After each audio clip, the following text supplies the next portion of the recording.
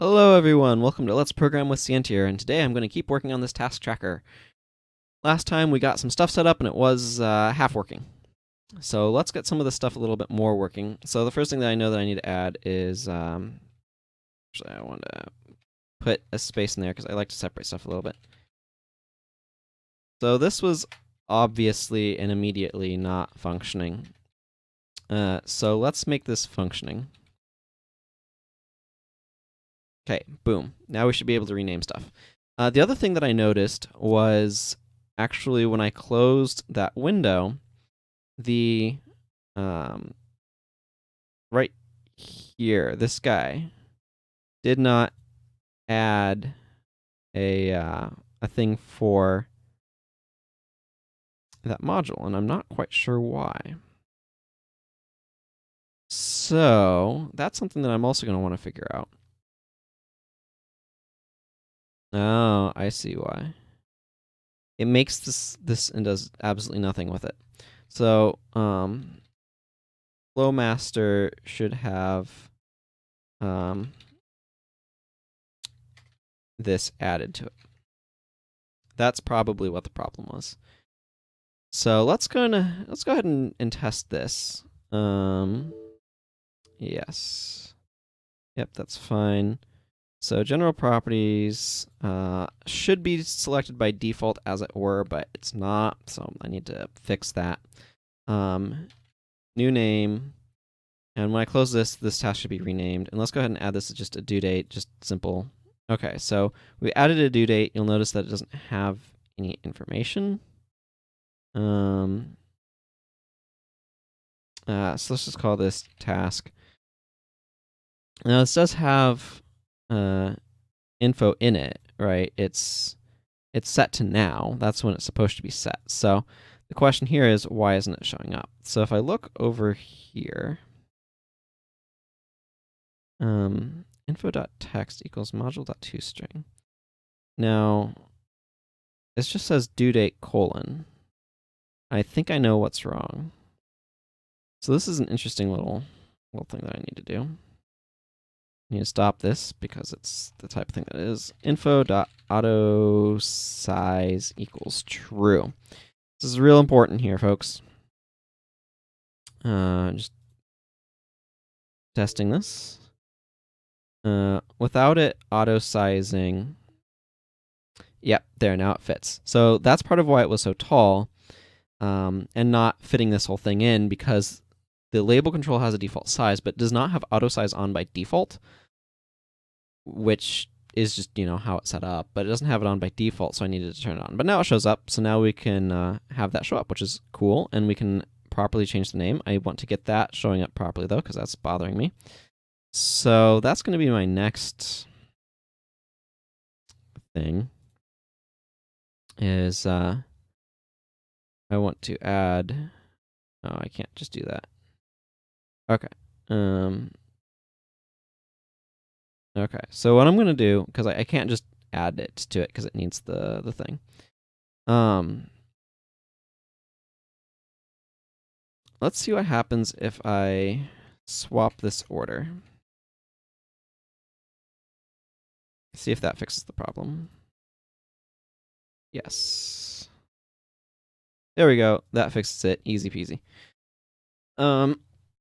So that's cool. So now I can bring this up. I can add a due date. Now, you'll notice that it pushes the due date down below rather than moving it to the right, where you'd think that, oh, there's a bunch of space over there, might as well put it over there. I'm going to go ahead and try changing the control. Where is this guy, I think? Oh, right here. Select Flowmaster. Well, that's fun. Okay, so Flowmaster right here, I want to set its flow direction to left to right. Now what that should do is Yeah. When I come in here and I add a due date or two, yeah, you'll see that they line up. Now, the real question is, what happens if I add like another couple of these? Yeah, so the problem here is you'll notice that they extend off to the side. So this is a problem because it's set to auto size, right? So the question is, do I always want things to grow vertically? Do I want to allow them to kind of grow horizontally? I think it makes sense with what I'm wanting this to do to grow vertically, top down, because the behavior with the auto growing size does not cooperate with how I'm setting these things up. Even though it would conserve space to say, oh, let's grow it over this way, I think it makes sense to kind of set it up. Excuse me, case of hiccups, vertically. I'm gonna drink some water here.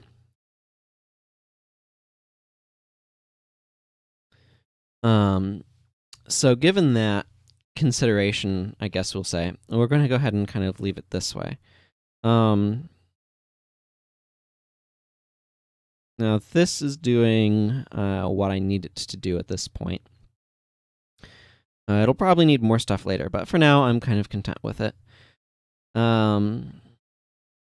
This is going to need a little bit more in it, but for right now, this is also fine. What I actually think I want to do is I want to get stuff set up with having the due date actually work, because right now it doesn't. So what I'm going to do, the best way, I tried looking a little bit into some of my options, and there's not like a whole lot. So as far as I could tell, sort of the best way of doing this is with a timer. So I'm not sure if that's under like data. Nope, not really. Components? Components probably. Yeah, here's a timer. I'm going to just drop a timer onto this thing. I'm going to just call it timer.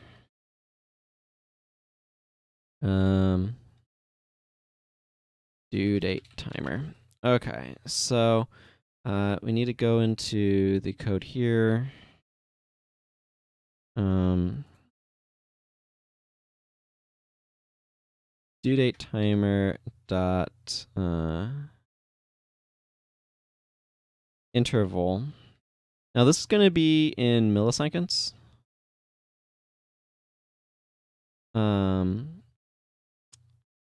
So I need to set this basically to be 1 minute from each time it goes. So 1,000 for milliseconds, and then so here's the part that's really tricky, is I want this to be on the minute. So what I'm actually going to do is, instead of doing this, I'm going to make I'm going to do a couple things. I'm going to set this equal to a function that I'm going to make, but I kind of want to make the function down here because I just feel like, well, no, that doesn't really matter. There's not actually, this is mostly, okay. Sure, I'm going to actually make the function up here.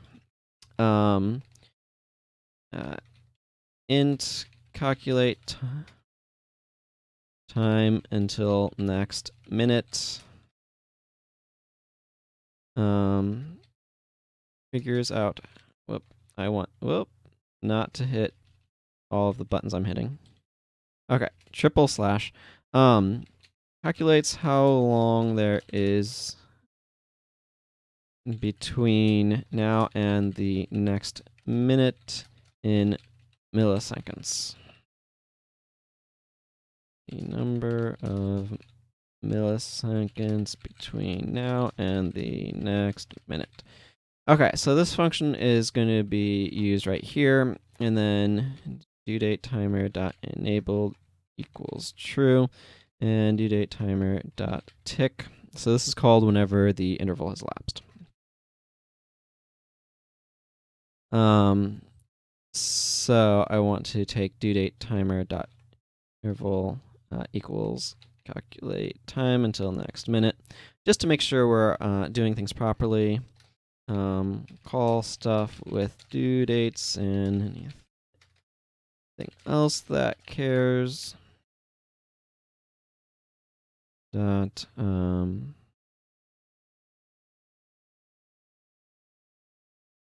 start. Well, I don't know that it ever stops. So I'm going to go ahead and probably make this a little bit aggressive. I'm going to go ahead and just set up a message box. Aggressive information. And I'm just going to go ahead and set this to be returning 1,000.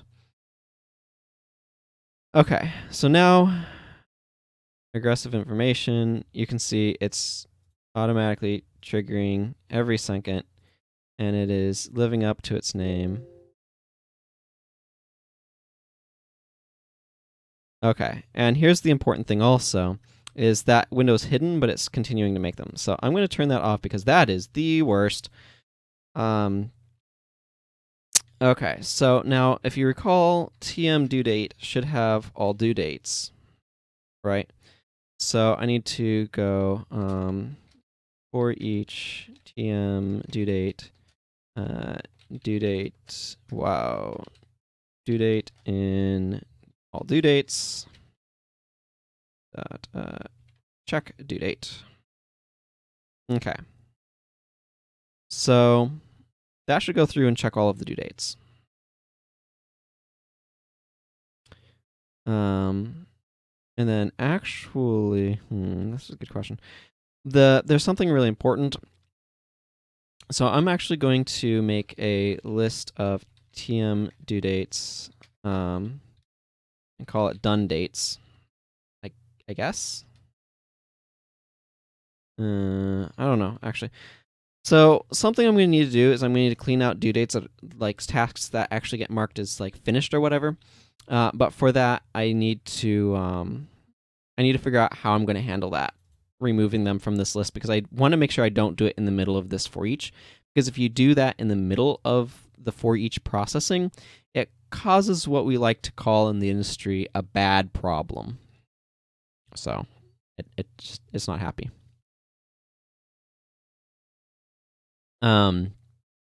So what I want now is I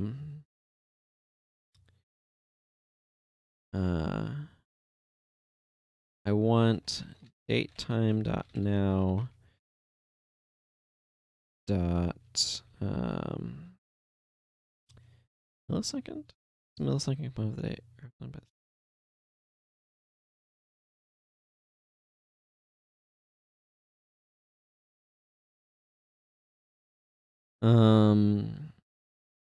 Millisecond.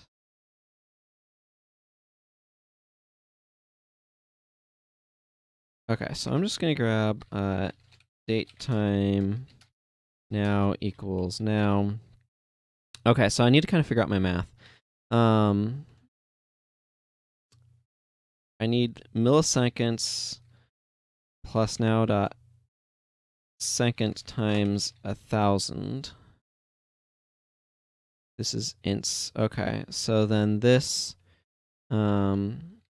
needs to return 60,000. I'm just gonna do 60 times 1,000 minus that. Okay, so let me walk through the logic of this. Grab now to make for faster and consistent math. This is going to take such a short period of time. It doesn't matter a whole lot, but return the difference between a finished minute and how far we are through this minute. So what should happen is if this is a low value, then this should return a high value. If this is a high value, this should return a low value. Basically, I want this to be like if you start this at 30 seconds, say, then it's going to basically be 30 seconds that you get until the next check. But then this should basically be consistently around 60 seconds. So this should be 60 seconds.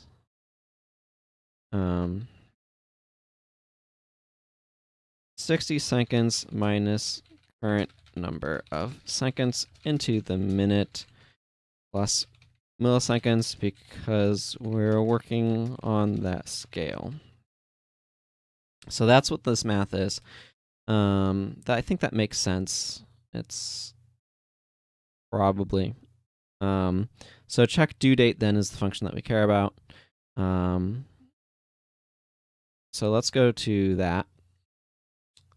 So this sends a notification. So something I want to do with this is, do I know my owning task? I believe I should know my owning task. Yeah, I do. So what I want to do actually is in, is it this one? Keep open. I want to go to program.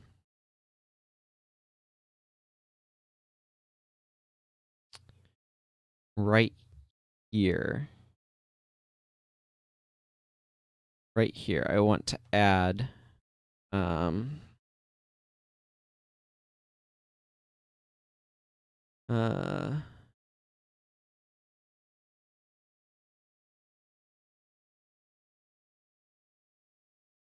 task owner.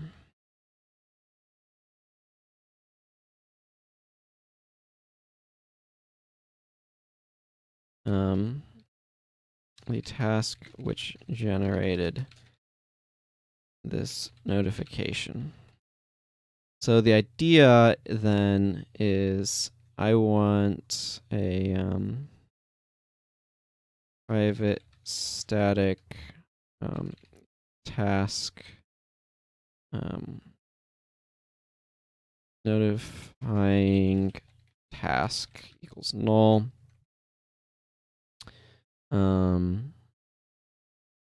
Notifying task equals owner. And then do I want a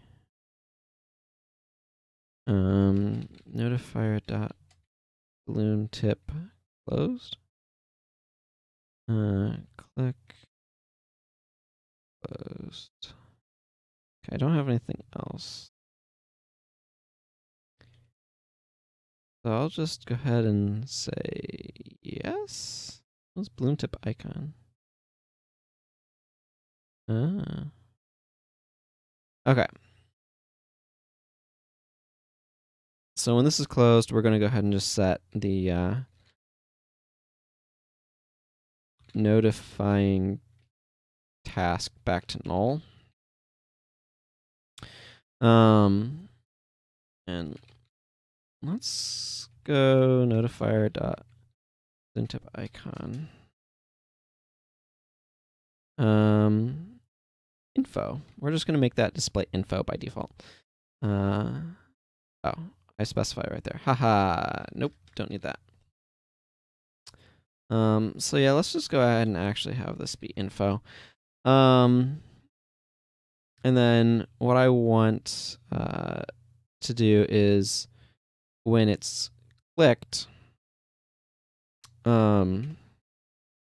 if notifying task does not equal null, then I want to add a function to our main window. I'm going to call this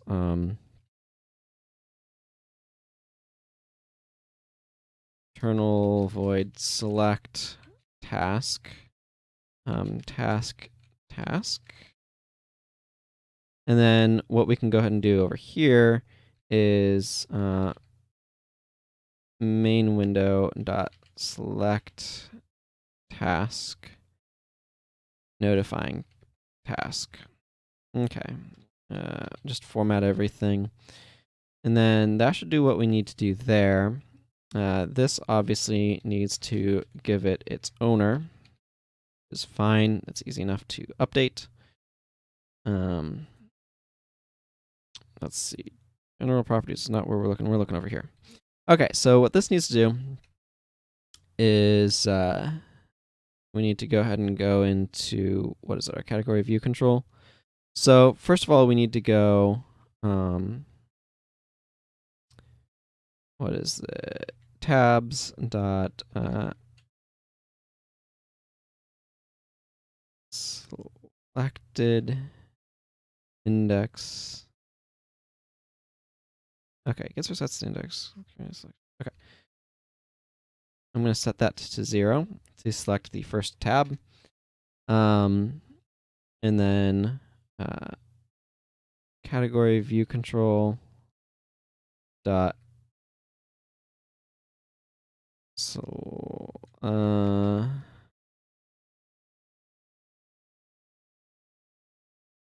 where is the... Okay, let's go ahead and look at our category view control code. Because what I want is... okay. I need to add a thing.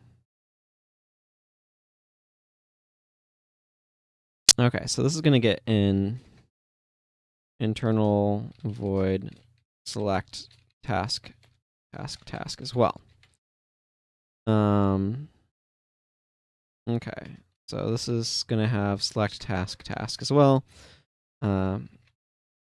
Selects the specified task in the category view task control. The task to select. Okay, so we're just going to like be passing all of this information along until we kind of get it to the spot where we can do stuff with it. Selects the specified task. The task to select. Okay, so we have two things that we need to do. First is the category list. So we need to select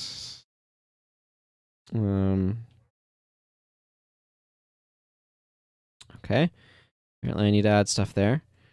But I know that the category control should have a select task by ID. We can go task.id, which is very nice. Okay, so that is this, I believe. Yeah. So how does select task by ID work? Okay. It goes through all of the currently selected task controls. Okay.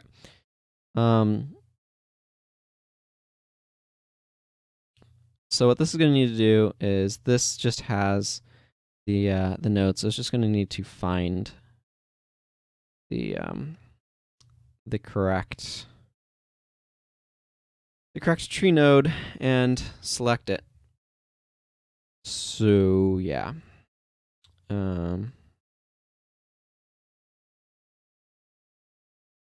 That's going to be interesting. How do I want to run that? This is an interesting question. So basically what I need to do is I have my category list, and this has nodes. And I'm going to need to basically be able to try to find the... is there like a find... Nope, that is not helpful. So what I'm really going to need to do here is I'm going to need to find the correct category node and select the correct category. So that way we can trigger this right here. And I would ideally like to have that properly selected first. I guess it's not strictly necessary. That's interesting to think about. But I would kind of like to set the selected node to be the correct node. So let's see. Can I go category list dot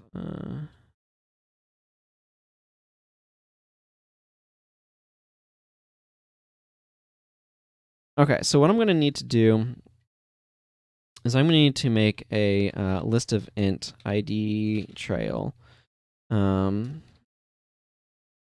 So this is going to need to basically go through this ID trail. Actually, it's less of a list and more a queue. Yeah.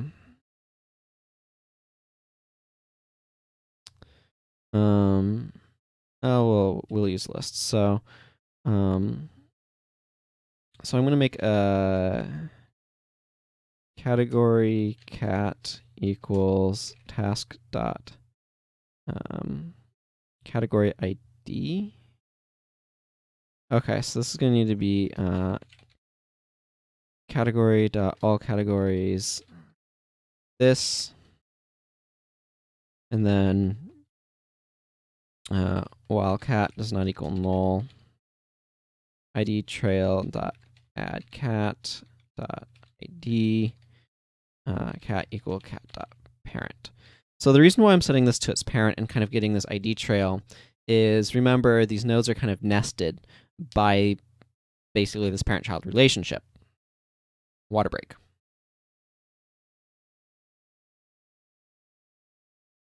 So because what I need to do right now is effectively find the proper node, or find the node that has the category the task belongs to, associated with it.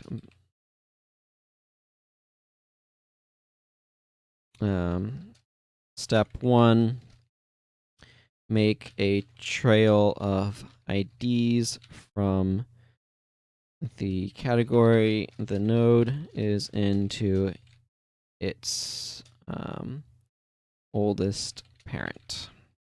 So what this is going to do is basically I'm going to need to sort of reverse iterate over this. But so I'm going to go for int I equals cat ID trail dot count -1. I is greater than equal to 0, minus I, remembering to minus. Find the proper node by going down the list. Okay, so what we're going to do here is we're going to make a tree node. Current node is null. And then actually, so how do I want to do this? I need a tree node collection. Searching area equals category list dot nodes. I don't need that there. And then for each tree node in searching area, if node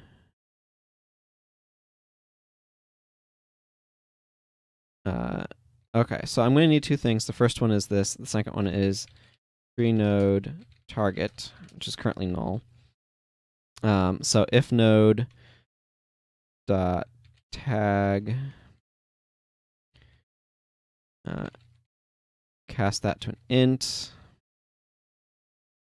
I'm going to overuse parentheses just to feel comfortable. Is equal to ID trail I. Then what we're going to do is we're going to set target equals to node, and we're going to set searching area equal to node dot dot nodes, and then we're going to break. This break will break us out of the for each back into the for. So we're going to stop searching for nodes in the search area, and we're going to go ahead and go back to the next ID in the list. If that is the last ID, then we're going to break out, and target will be what we want. So if target not equal null, if we found the correct node, select it. And then this is going to be category list dot selected node equals target. So what this should do is this should just basically go through, hey, if this is in deep, it will go through all of the nodes in the current level until it finds the parent for that one, and then the next one, the next parent, and then the next parent until it gets to the correct node. I don't know if this is going to work or not, but the algorithm seems sound. So this is kind of what I'm hoping to be able to test. But looking at the time, that means I'm going to have to kind of put you on a cliffhanger here. So we will see about setting stuff up to be able to test this next time. And until then, take care, everyone. Bye-bye.